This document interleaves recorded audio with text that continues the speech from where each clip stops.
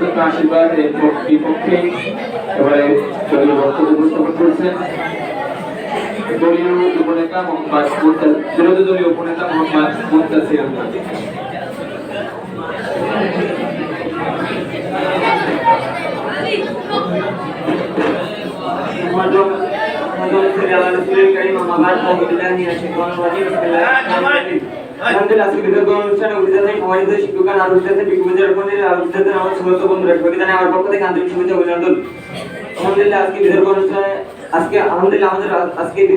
বিষয় হচ্ছে মোবাইলের বিভাগের মাননীয় আমি শুরুতেই কবির ভাষা বলতে চাই।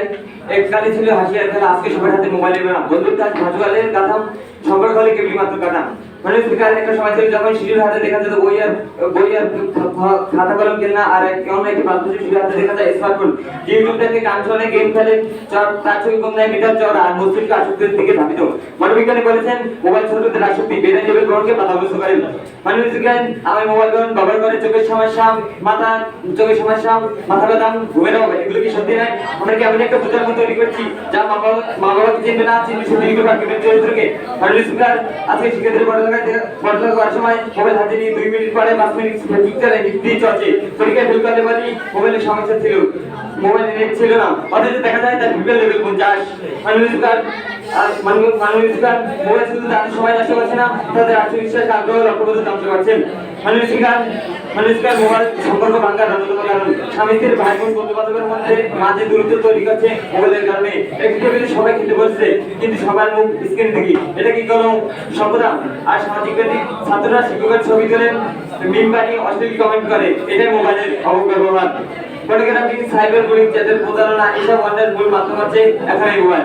মাননীয় আজকে দেখা যাচ্ছে একজন শিক্ষার্থী রাত 12টা থেকে 1টা পর্যন্ত ফোনে কথা বলে, পেপারে চ্যাট করে, আর সকালে ক্লাসে ঘুমায়। একজন মা তার বাচ্চাকে খাওয়াতে মোবাইল হাতে ধরে যায়, এটাই এখনকার বাস্তবতা। আমার বিবেক হচ্ছে মোবাইল ভালো কাজে ব্যবহার হতে পারে, কিন্তু আমাদের মোবাইল ভালো কাজে ব্যবহার হতে পারে, কিন্তু কতজন মোবাইল ভালো কাজে ব্যবহার হতে পারে? 90% মানুষই মোবাইল খারাপ কাজে ব্যবহার করে, গুনাহের ও নৈতিক পতনে হাতিয়ার হিসেবে ব্যবহার করছে। মোবাইল যেন আজ আমাদের ঘরে বসে ঢুকে থাকা এক বিরাট শত্রু, যারা আমাদের সন্তানদের ভবিষ্যৎ নষ্ট করছে, যারা আমাদের পরিবারের মধ্যে বিচ্ছেদ তৈরি করছে, যে আমাদের সমাজের আসক্ত করে তুলছে।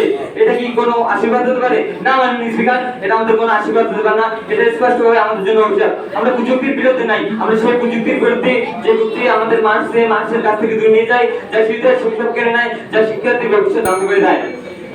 মানবাধিকার মানুষ মোবাইল ফোনের ফেসবুকের ব্যবহার করে একজন একসাথে পেমেন্ট নামে প্রতারণা করে, এতে যে ছেলেটি প্রতারণার শিকার হয় সেই ছেলেটি মানসিকভাবে ভেঙে পড়ে এবং মানসিক জীবনে আশ্রিত হয়ে পড়ে।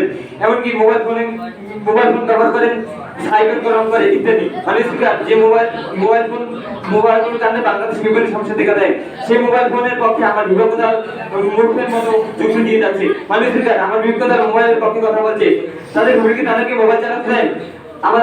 তাদের ফেলে কি তাদের মোবাইল চালাতে? আমাদের শিক্ষক আমাদের মোবাইল চালাতে বারণ করে, কারণ তাহলে কিভাবে মোবাইল আমাদের জন্য আশীর্বাদ হতে পারে?